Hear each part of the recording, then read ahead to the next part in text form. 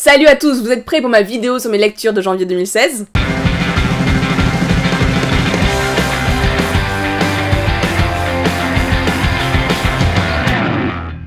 Et le premier livre que j'ai lu en janvier 2016, c'est La pyramide des besoins humains de Caroline Solé.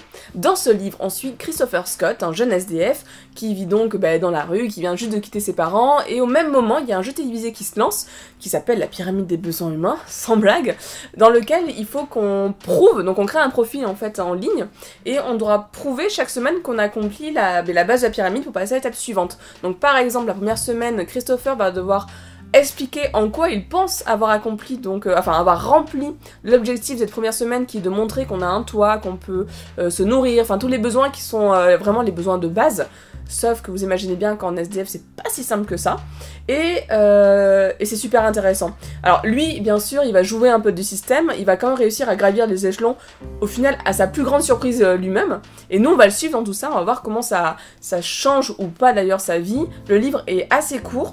J'ai beaucoup aimé cette lecture, même si la fin m'a un peu déçue par rapport au reste. Mais c'est quand même un livre que je recommande. Et j'ai aussi lu Phobos, le tome 2, qui est la suite directe du tome 1.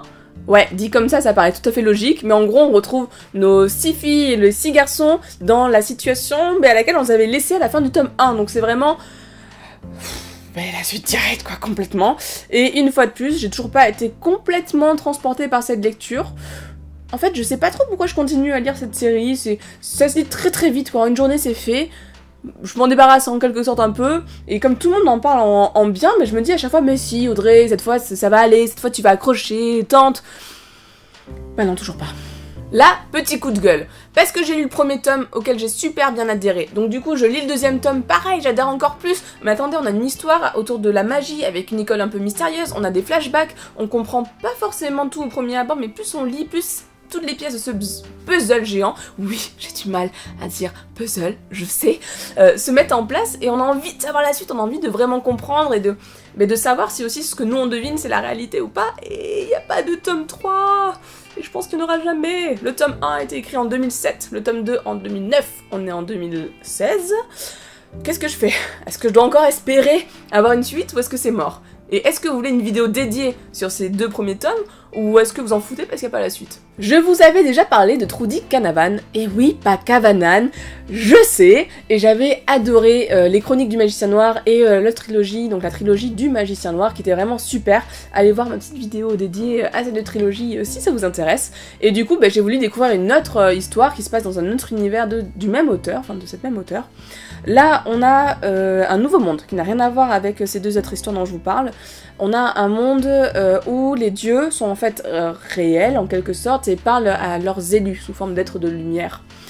Et on va suivre Oraya qui est une de ces élus, qui devient une des 5 prêtresses et prêtres les plus influents, les plus importants du monde, on va dire ça comme ça. C'est des ambassadeurs des dieux sur Terre, donc ils sont un tout petit peu importants.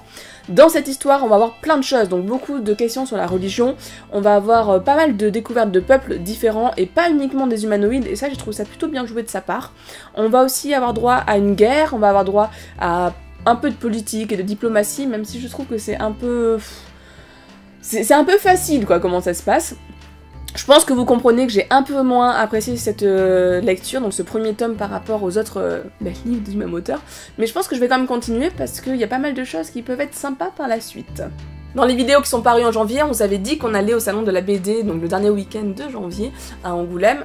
C'était plutôt cool, on est revenu avec pas mal de trucs à lire, et notamment une BD que moi j'ai lue le dimanche qui a suivi, qui est l'Apocalypse selon Magda.